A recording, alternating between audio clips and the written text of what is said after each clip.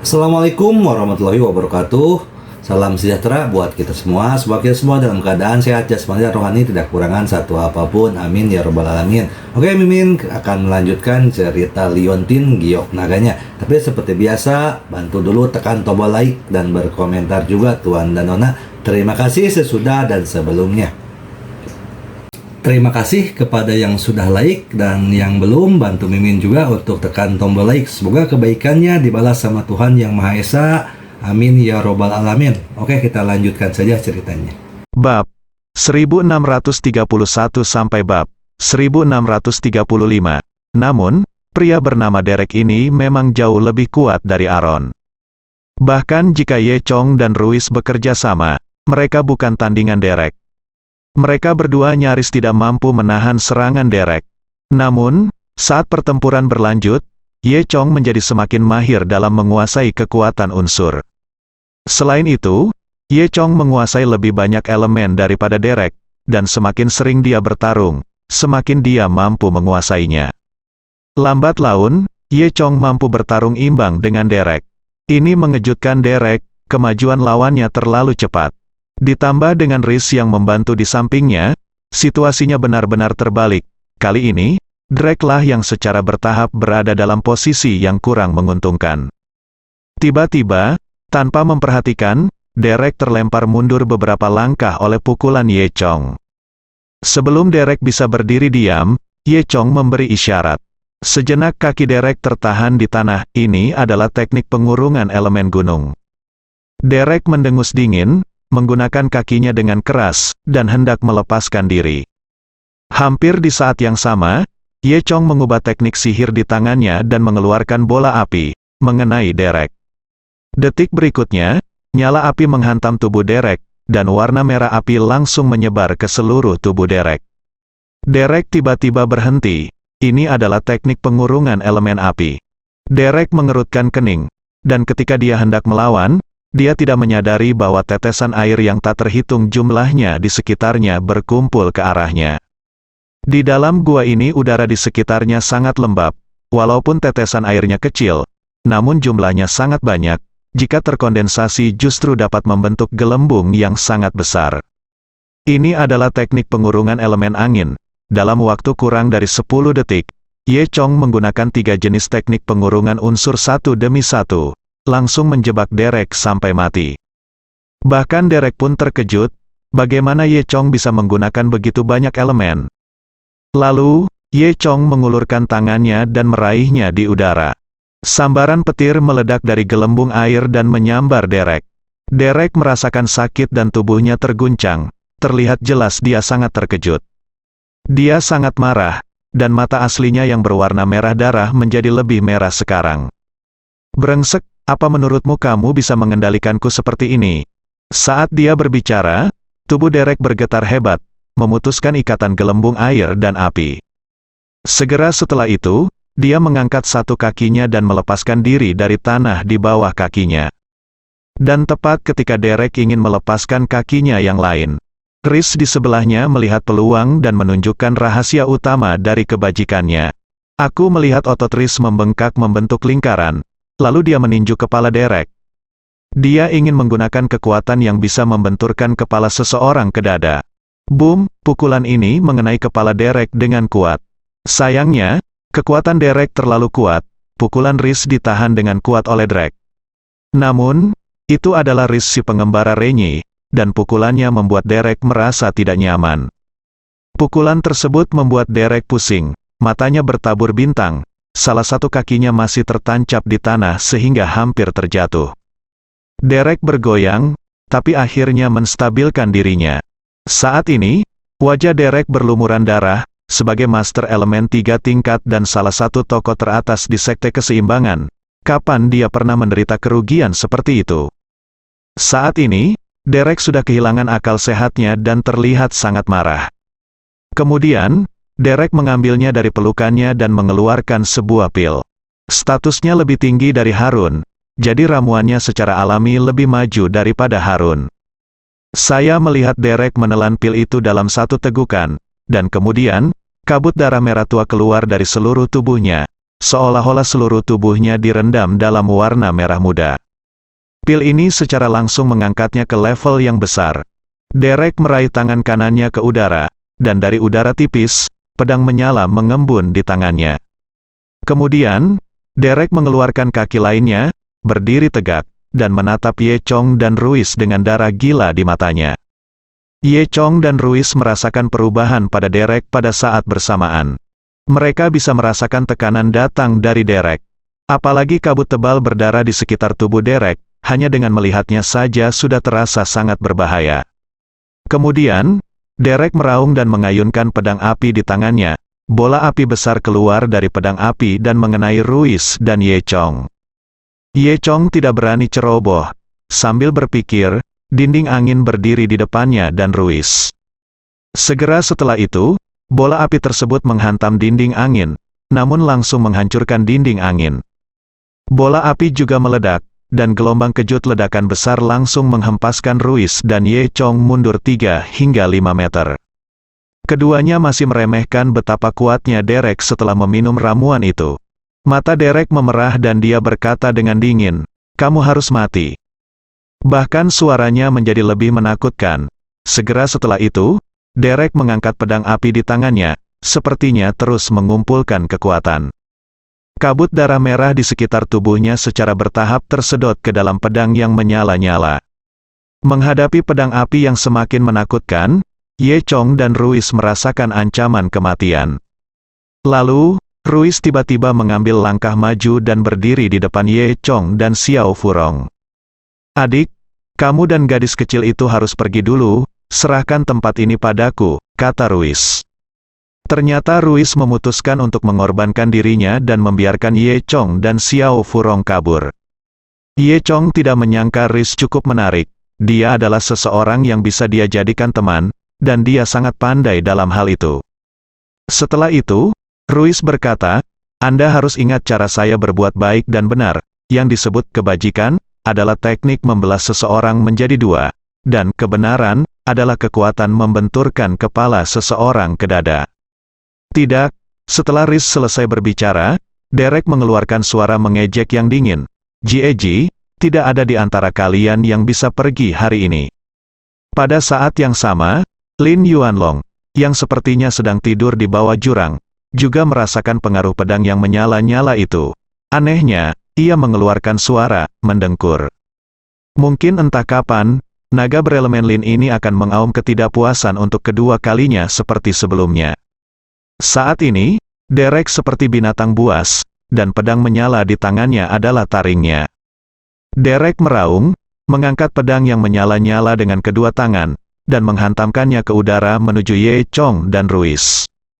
Pedang yang menyala-nyala itu meletus menjadi gelombang api yang megah, yang seketika melonjak setinggi beberapa meter. Nafas api telah memenuhi seluruh gua.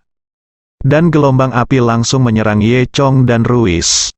Ye Chong mengerutkan kening, matanya tertuju pada gelombang api di atas kepalanya. Dia bisa merasakan bahwa kekuatan yang terkandung dalam gelombang api ini adalah sesuatu yang tidak bisa dia tolak. Namun, gua itu tertutup seluruhnya oleh gelombang api, dan tidak ada cara untuk melarikan diri. Terlebih lagi, di belakangnya ada Little Furong. Furong kecil sangat ketakutan sehingga dia duduk di sana dengan lumpuh, menatap Ye Chong dan Ruiz dengan gugup. Meski Ruiz menghadapi ancaman kematian, dia tidak mundur sama sekali. Kemanapun gelombang api lewat, sepertinya ada retakan di udara. Dan Ye Chong tidak mau menunggu kematian. Dengan pemikiran di benaknya, dia mengembun menjadi dinding angin di atas kepalanya. Dinding angin ini sangat tebal sehingga hampir menghabiskan seluruh kekuatan Ye Chong. Namun, dinding angin itu seperti lapisan plastik yang terkena api, dan langsung meleleh. Gelombang api telah mendarat di ujung rambut Ye Chong. Ye Chong merasakan sensasi terbakar di kulit kepalanya, dan rambutnya keriting karena panas. Perasaan kematian yang tak berdaya langsung memenuhi hati Ye Chong. Dalam perasaan kematian ini, Ye Chong tiba-tiba merasa sedikit aneh. Sesuatu tiba-tiba muncul di tubuhnya. Benda kecil itulah yang mengalir ke tubuhnya saat dia membuka pintu perunggu. Ye Chong tidak tahu apa itu atau apa yang terjadi. dia hanya merasakan perasaan di tubuhnya, tanpa sadar mengubah benda ini menjadi kekuatan. Detik berikutnya, lingkaran cahaya perunggu melintas di sekitar Ye Chong. Cahaya itu datang dan pergi dengan cepat, kurang dari sekejap mata. Namun, efek yang dihasilkan cahaya ini mengejutkan semua orang. Saat cahaya muncul, gelombang api besar juga menghilang. Seolah-olah cahaya itu membatalkan gelombang api.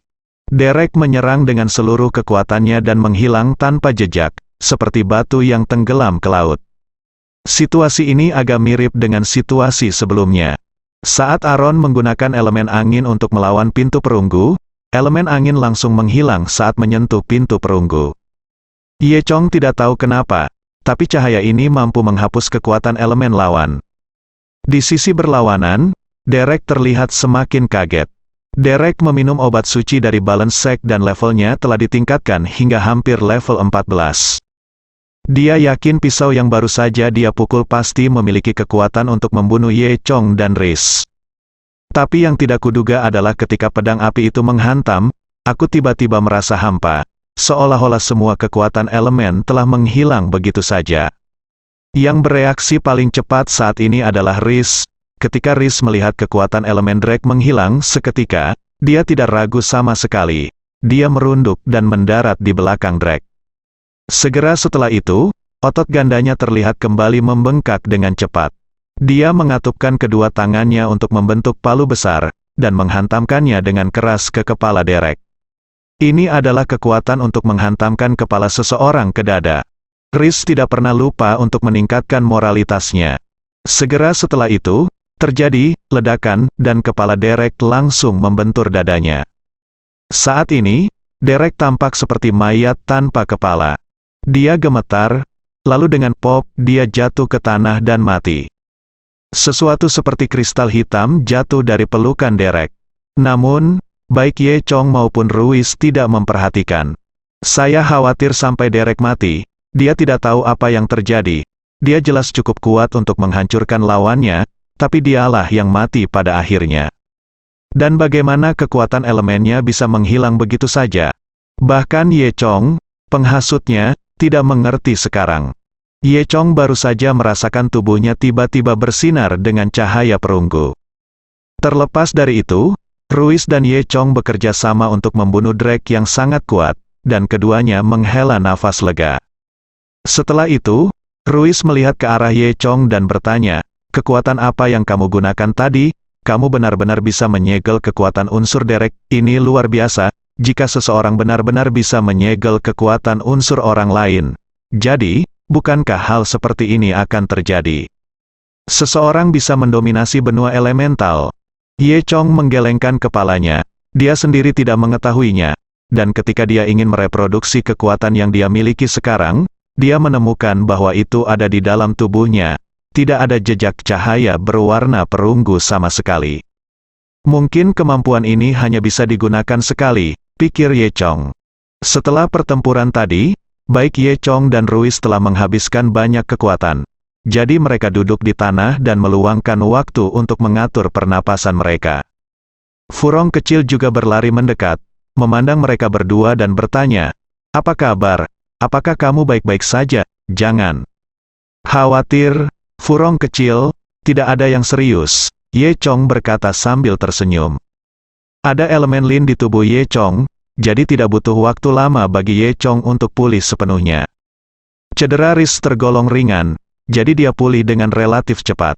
Kemudian, Ye Chong dengan penasaran bertanya kepada Ruiz, "Ngomong-ngomong, cara kebajikan dan kebenaran Anda benar-benar aneh. Dari mana Anda mendapatkan ajaran tentang kebajikan dan kebenaran? Lagi pula, apa yang dikatakan Ruiz kalimat-kalimat tersebut adalah kalimat yang telah diturunkan sejak zaman kuno di dunia Ye Chong dan telah beredar luas." Ketika dia menyebutkan kebajikannya, Riz menjadi sangat tertarik, "Yukuyu." Ruiz berkata dengan bangga, "Itu dia. 20 tahun yang lalu, saya bertemu seseorang, dia mengatakan bahwa dia datang dari dunia lain. Tidak lama kemudian, dia menghilang. Namun, dia meninggalkan sebuah buku berjudul klasik yang harus dibaca untuk siswa sekolah menengah. Bahasa apa?" Kemudian, Saya membaca buku itu dengan cermat, meskipun kata-kata di dalamnya sulit untuk dipahami. Saya mempelajarinya beberapa tahun kemudian. Suatu hari saya tiba-tiba memahami jalan kebajikan dan kebenaran. Semakin banyak saya membaca, semakin saya tenggelam, dan semakin banyak saya membaca, semakin saya mengerti. Belakangan, saya akhirnya memahami keseluruhan buku. Sejak saat itu, saya melepaskan kekuatan elemen dan mengikuti jalan saya, kebajikan dan kebenaran. Ye Chong tiba-tiba menyadari bahwa inilah masalahnya. Seseorang sebenarnya datang ke sini 20 tahun yang lalu. Namun pada saat itu manik-zi 5 elemen belum dikumpulkan. Sepertinya ada lebih dari satu cara untuk sampai ke sini. Setelah mendengarkan pujian Ruis pada diri sendiri, Ye Chong sudah memikirkan buku apa itu.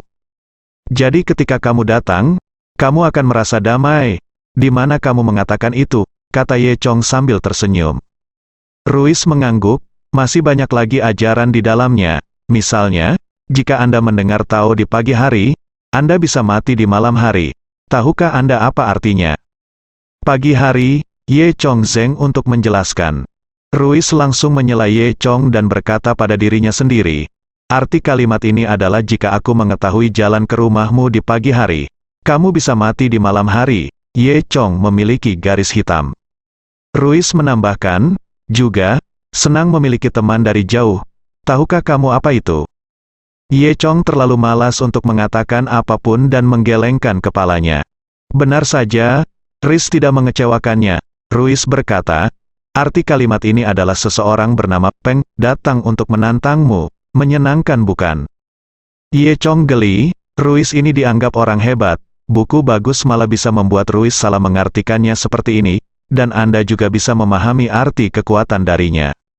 Namun, harus dikatakan bahwa cara Riz yang penuh kebajikan dan kebenaran masih lebih disukai dalam beberapa aspek. Kekuatan Riz layak untuk dipahami Ye Chong. Meskipun kekuatan Ye Chong juga sangat kuat, itu adalah kekuatan bawaan yang disediakan oleh tubuh Dewa Naga. Jika dia bisa memahami jalan kebajikan dan kebenaran Riz, maka dia bisa mengembangkan kekuatan yang lebih kuat lagi. Memikirkan hal ini, Ye Chong berpikir. Ye Chong tiba-tiba memikirkan sesuatu, dan kemudian bertanya, ketika kamu dan Derek bertarung, teleportasi itu berkedip, apakah itu gerakan dengan elemen luar angkasa? Mendengar ini, Ruis tersipu dan menyentuh hidungnya. Meskipun dia selalu menganjurkan jalan kebajikan dan kebenaran, Riz sebenarnya adalah seorang elementalis dengan elemen luar angkasa. Elemennya adalah, namun kemudian, karena kebajikan dan kebenarannya, Riz melepaskan kekuatan elemen luar angkasa dan tidak pernah mempraktikkannya lagi. Di saat hidup dan mati, Riz terpaksa berada dalam situasi putus asa dan tanpa sadar menggunakan gerakan ini. Untungnya, setelah Ye Chong melihat Ruis menggunakan kekuatan elemen luar angkasa, dia juga menyadarinya. Dia segera mempelajari trik ini dan kemudian menggunakannya pada Aaron, membunuh Aaron secara langsung. Seperti yang dikatakan Ruis, Ye Chong hampir seperti dia bisa meniru kemampuan. Dia bisa memahami bagaimana orang lain menggunakan kekuatan unsur. Tentu saja, Ye Chong belum terlalu paham dengan penggunaan kekuatan elemen, jadi dia masih sedikit asing saat menggunakannya. Kalau tidak, Aaron tidak akan mampu menahan 3 gerakan di tangan Ye Chong. Saat berbicara, semua orang memandang Lin Yuanlong, yang berada di bawah jurang. Furong kecil bertanya, Paman Riz, apakah kamu benar-benar ingin melepaskan Lin Yuanlong? Furong kecil sedikit khawatir, lagi pula, melepaskan naga elemen Lin ini mungkin berbahaya. Aku selalu ingin melakukan ini, untuk menggulingkan Sekte Keseimbangan. Aku tidak punya cara lain. Riz berkata, Sekte Keseimbangan menguasai sebagian besar benua unsur dan tidak memberikan peluang pada gagasan lain. Mereka melarang saya untuk mempromosikan prinsip-prinsip kebajikan dan kebenaran. Tahu? Karena mereka tahu bahwa jika saya mempublikasikan jalan kebajikan dan kebenaran saya, banyak orang akan bersedia mempelajari jalan kebajikan dan kebenaran saya dan meninggalkan kekuatan elemen. Jadi mereka takut, dan saya harus terus mempromosikan jalan kebajikan dan kebenaran saya, seperti kata pepatah. Untuk memecahkan situasi saat ini, kekuatan saya sendiri terlalu lemah. saya tidak punya pilihan selain meminta bantuan naga kuno." Saat dia mengatakan itu, Ruiz melihat ke arah Lin yang tertahan lagi. Rantai elemen naga, faktanya, sebelum Ye Chong dan yang lainnya tiba, Ruiz telah mencoba banyak metode, tetapi tidak dapat memutus rantainya. Itu sebabnya Riz duduk di sana, berpikir keras. Ye Chong berkata, "Rantai besi ini kelihatannya tidak terlalu kuat. Dengan kekuatanmu, kamu seharusnya bisa memutus rantai besi itu, kan?" Ruiz menggelengkan kepalanya dan berkata, "Rantai besi ini tidak sesederhana itu. Ini berisi informasi kuno. Mantra paling kuat yang ditinggalkan oleh Dewa Agung. Selama kamu mencoba menghancurkannya, rantai besi ini akan melawan." Semua orang hanya berbicara, dan tidak ada yang memperhatikan bahwa saat ini, kristal hitam dijatuhkan oleh Derek terjadi, berubah. Ketika kristal hitam itu jatuh ke tanah, retakan muncul. Saat ini, jejak kabut hitam terus keluar dari celah tersebut. Kabut hitam ini mengembun di udara, awalnya sangat tipis, lama-kelamaan menjadi lebih tebal, dan akhirnya mengembun menjadi bentuk manusia. Pada saat ini, Ye Chong dan Ruiz membelakangi kabut hitam dan tidak menyadarinya sama sekali. Awalnya, Furong kecil tidak menyadarinya. Baru setelah kabut hitam benar-benar berkumpul menjadi bentuk manusia, Furong kecil secara tidak sengaja melihat perubahan ini.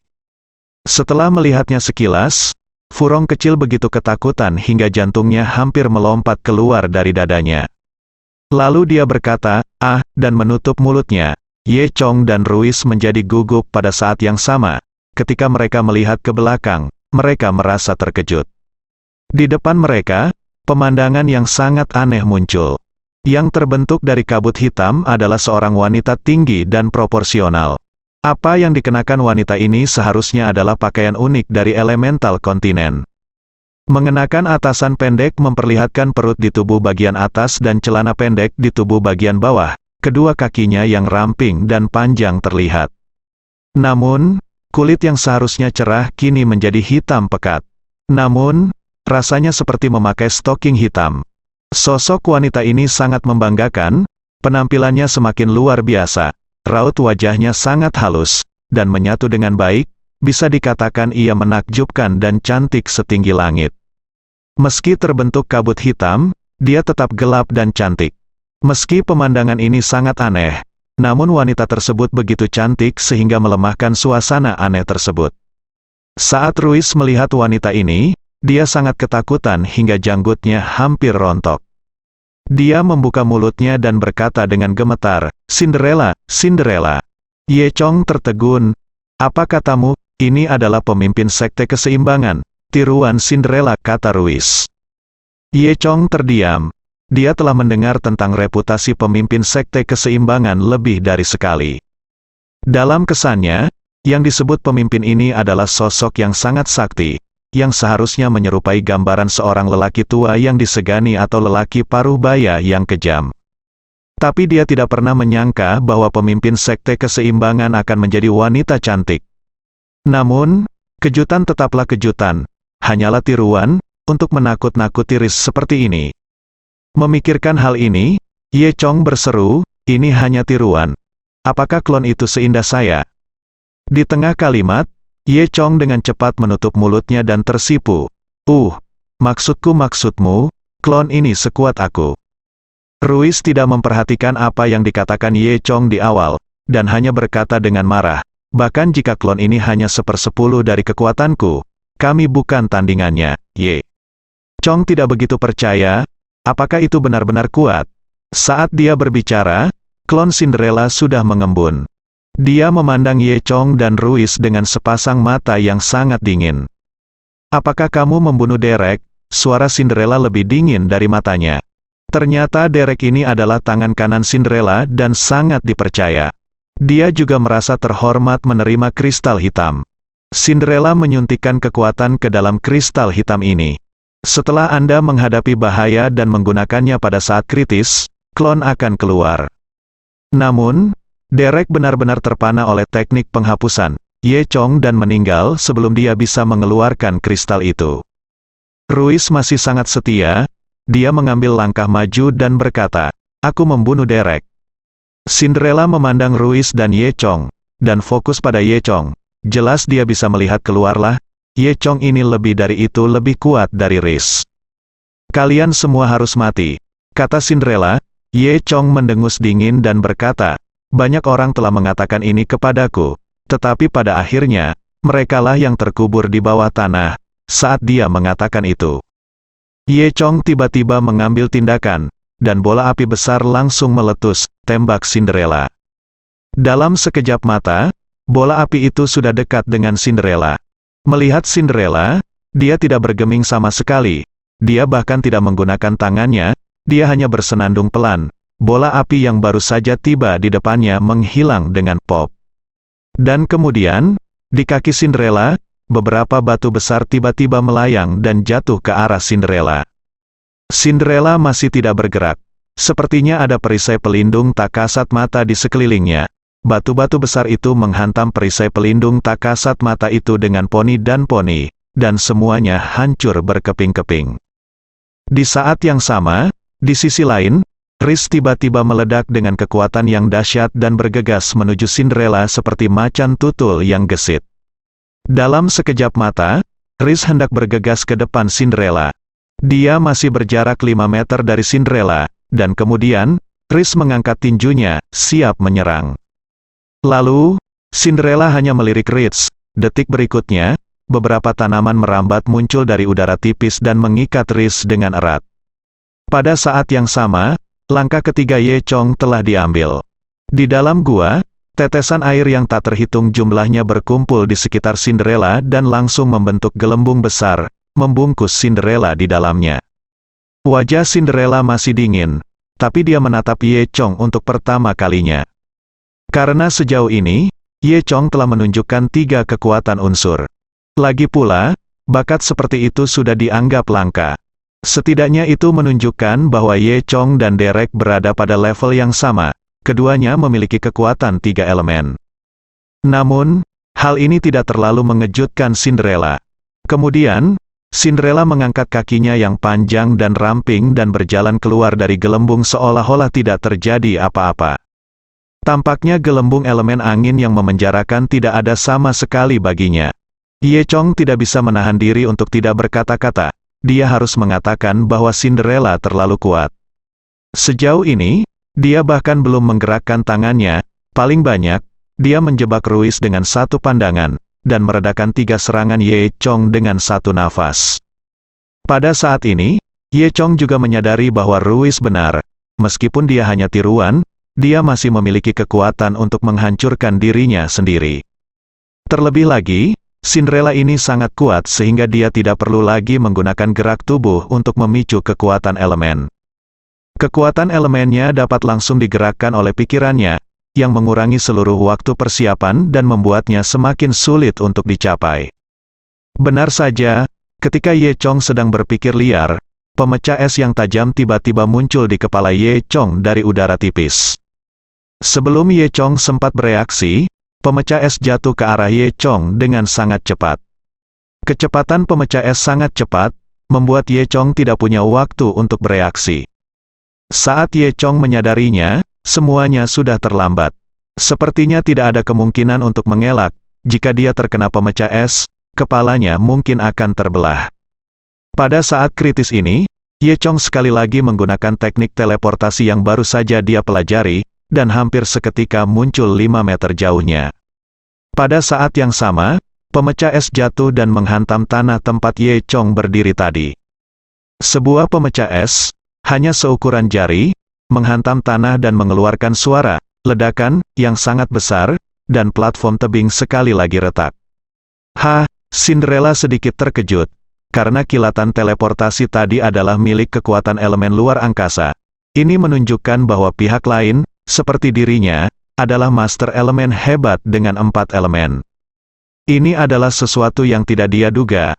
Tahukah Anda, awalnya di seluruh benua elemental, Cinderella adalah satu-satunya yang memiliki 4 tingkat bakat elemen. Dan sekarang, sepertinya masih ada satu lagi. Ini tidak diragukan lagi merupakan potensi ancaman baginya, dan bahkan seluruh sekte keseimbangan. Memikirkan hal ini, Cinderella memperkuat tekadnya untuk membunuh Ye Chong. Saat ini, Riz mengandalkan kekerasan untuk akhirnya mematahkan belenggu tanaman merambat dan mendapatkan kebebasan. Begitu Riz mendarat, dia melompat dari udara dan terbang menuju Cinderella untuk menyerang lagi. Cinderella mendengus dingin, dan sebuah batu di bawah kakinya terlempar dari udara, mengenai dada Riz dalam sekejap mata. Hanya dengan suara bang, Riz terlempar keluar dan menabrak pintu perunggu raksasa di belakangnya. Boom, adalah suara keras yang hening, bergema di seluruh gua. Suaranya keras dan bergema terus-menerus, akhirnya membuat Lin Yuanlong khawatir lagi. Pada saat ini, Cinderella akhirnya mengangkat tangannya, dia menggambar simbol segitiga ke arah Ye Chong, lalu mengetuknya dengan lembut dengan jari-jarinya yang ramping. Dari kaki Cinderella, 3 batu seukuran kepalan tangan terbang berturut-turut, dan mereka menembaki Ye Chong sekali. Kali ini Cinderella ingin membunuh Ye Chong, jadi dia menjadi serius, serangannya bukanlah masalah kecil. Dari kejauhan, Ye Chong bisa merasakan kekuatan besar yang terbungkus dalam batu seukuran kepalan tangan ini. Ye Chong merasa seolah sedang menghadapi musuh yang tangguh dan tidak berani gegabah sama sekali. Dengan pemikiran di benaknya, Ye Chong pertama kali mendirikan dinding angin. Namun jika menghadap ke batu, dinding angin ini seperti lapisan plastik yang pecah dalam sekejap. Kemudian, batu pertama menembus dinding angin, dan terlihat telah mencapai sekitar Ye Chong. Ye Chong tidak berani mengabaikannya, dan segera menggunakan kekuatan elemen gunung untuk memperkuat tembok bumi di depannya. Ledakan, batu pertama menghantam tembok bumi dan akhirnya terhalang. Namun, tembok tanah juga hancur seketika. Pada saat yang sama, batu kedua menyusul. Ye Chong bahkan tidak punya waktu untuk bereaksi. Batu kedua sudah menghantam dada Ye Chong dengan keras. Kekuatan batu ini seperti pukulan kekuatan penuh dari seorang prajurit Tianji. Ye Chong memuntahkan seteguk darah, dan tubuhnya terlempar. Dan kemudian, batu terkuat ketiga menyusul. Jika dia terkena batu ketiga ini, itu hampir membunuh Ye Chong. Namun, Ye Chong sangat bersemangat sehingga dia tidak punya ruang untuk melawan. Tiba-tiba, Lin Yuanlong merasa sangat tidak puas dan meraung lagi. Setelah teriakan itu, tanaman merambat yang tak terhitung jumlahnya tumbuh lagi dari segala arah, menghantam semua orang seperti tentakel yang tak terhitung jumlahnya. Salah satu tentakel menghantam batu ketiga, menyelamatkan nyawa Ye Chong. Ye Chong bahkan tidak punya waktu untuk bersukacita secara diam-diam. Setelah dia mendarat, dia segera menggunakan teknik teleportasi dan tiba di sisi Xiao Furong. Kali ini, Ye Chong sudah memiliki pengalaman. Dia memegang Little Furong dan menghindari beberapa serangan tanaman merambat secara berurutan. Riz di sisi lain juga berjaga-jaga dan menghindari beberapa serangan. Sebaliknya, dalam lingkungan seperti itu, Cinderella tampak sedikit tegang. Meskipun dia sangat kuat, dia masih gagal saat menghadapi naga berelemen kuno. Saya melihat sebatang pohon anggur mengenai tubuh Cinderella, dan benar-benar menyebarkan beberapa energi hitam dari tubuh Cinderella. Melihatnya lagi, nampaknya Cinderella menjadi sedikit redup. Ye Chong bahkan berharap untuk mengikuti tanaman merambat lebih dekat dan membunuh klon Cinderella ini. Namun, Cinderella terlalu kuat, tanaman merambat bahkan tidak bisa membunuh Ye Chong dan Riz, apalagi Cinderella. Segera, Cinderella menjadi tenang dan menghancurkan tanaman merambat yang menariknya satu persatu. Kemarahan Lin Yuanlong hilang begitu saja, dia hanya mengaum sekali dan kemudian terdiam. Segera, tanaman merambat di sekitarnya menghilang. Meskipun Cinderella kehilangan pertemuan pertamanya, dan sedikit malu, dia tidak terluka parah. Lalu, dia menatap Ye Chong dan Ruiz lagi. Sekarang tujuan Cinderella sepertinya adalah membunuh Ye Chong. Ye Chong sudah merasakan kekuatannya dan tahu bahwa dia dan Riz tidak bisa berurusan satu sama lain. Dan kini sepertinya satu-satunya yang bisa menghadapi Cinderella adalah Lin Yuanlong. Riz, kamu bertahan dulu, dan aku akan menemukan cara untuk membebaskan naga tua itu. Saat dia mengatakan itu, Ye Chong melompat dan naik ke rantai besi tebal. Cinderella melihat tujuan Ye Chong dan ingin mengejar ketinggalan. Pada saat ini, Riz berteriak keras dan berkata, Hari ini, saya akan membiarkan Anda merasakan kekuatan kebajikan dan kebenaran saya.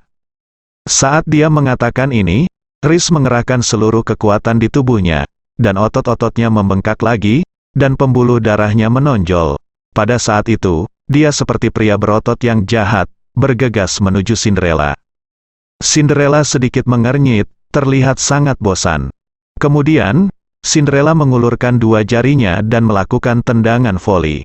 Tiba-tiba setumpuk tanah melayang dari tanah dan mengembun menjadi tali, langsung mengikat Rhys. Rhys tertegun, mengertakkan gigi, dan terus memutar tubuhnya, mencoba melarikan diri. Namun, talinya tampak tipis dan tipis, namun sangat kuat.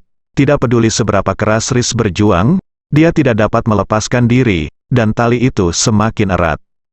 Talinya semakin erat, dan Rhys yang tertahan sudah kehabisan napas. Cinderella mengabaikan Rhys dan menatap Ye Chong lagi. Tubuhnya bergoyang, bayangan gelap muncul, dan dia bergegas menuju Ye Chong. Saat ini, Ye Chong sudah melompat ke rantai besi. Berdiri di atas rantai besi, Ye Chong hanya merasa bahwa memang ada kekuatan yang tidak dapat dijelaskan di dalam rantai besi, yang sepertinya siap memberikan pukulan fatal kepada Ye Chong kapan saja. Pada saat ini, Lin Yuanlong sepertinya menyadari sesuatu, dan menatap lurus ke arah Ye Chong dengan sepasang mata merah tua. Pada saat yang sama, bayangan gelap muncul, dan Cinderella muncul di belakang saudara Ye Chong. Tepat ketika Cinderella hendak memberikan pukulan fatal pada Ye Chong, sebatang pohon anggur tiba-tiba muncul dan mengenai perut Cinderella.